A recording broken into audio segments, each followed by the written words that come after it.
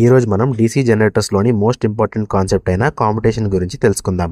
Previous షార్ట్లో discuss చేసినట్టు Faraday's law of electromagnetic induction ప్రకారం ఆర్మేచర్ వైండింగ్లో ఈఎంఎఫ్ ఇండ్యూస్ అవుతుంది. అయితే ఈ ఈఎంఎఫ్ ఆల్టర్నేటింగ్ నేచర్లో ఉంటుంది. సో ఆర్మేచర్ కండక్టర్స్లో ఫ్లో అయ్యే కరెంట్ కూడా ఆల్టర్నేటింగ్ నేచర్లోనే ఉంటుంది, అంటే ఏసీ. కానీ మనకి డీసీ జనరేటర్స్లో నుంచి బయటికి రావాల్సిన అవుట్పుట్ డీసీ. సో ఈ కన్వర్షన్ ప్రాసెస్ని మనం కామ్యుటేషన్ అని పిలుస్తాం. దీంట్లో main parts commutator and brush. Commutator అనేది పార్ట్స్గా విడిపోయి ఉంటుంది అండ్ వీటి మధ్యలో ఇన్సులేషన్ ఉంటుంది. ఈ కామ్యుటేటర్ ఆర్మేచర్ వైండింగ్కి కనెక్ట్ అయి ఉంటుంది. సో ఆర్మేచర్తో పాటు ఇది కూడా రొటేట్ అవుతుంది.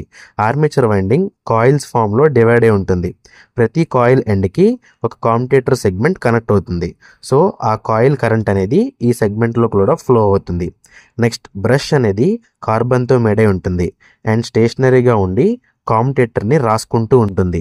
ఎప్పుడైతే ఒక పర్టికులర్ కాయిల్లో కరెంట్ డైరెక్షన్ చేంజ్ అవుతుందో అప్పుడు ఈ బ్రష్ ఆ కామ్యుటేటర్ సెగ్మెంట్ని షార్ట్ సర్క్యూట్ చేస్తుంది. సో బ్రష్ నుంచి బయటకు వచ్చే కరెంట్ ఎప్పుడూ సేమ్ డైరెక్షన్లోనే ఉంటుంది and hence DC generator output కూడా డీసీగానే ప్రొడ్యూస్ అవుతుంది.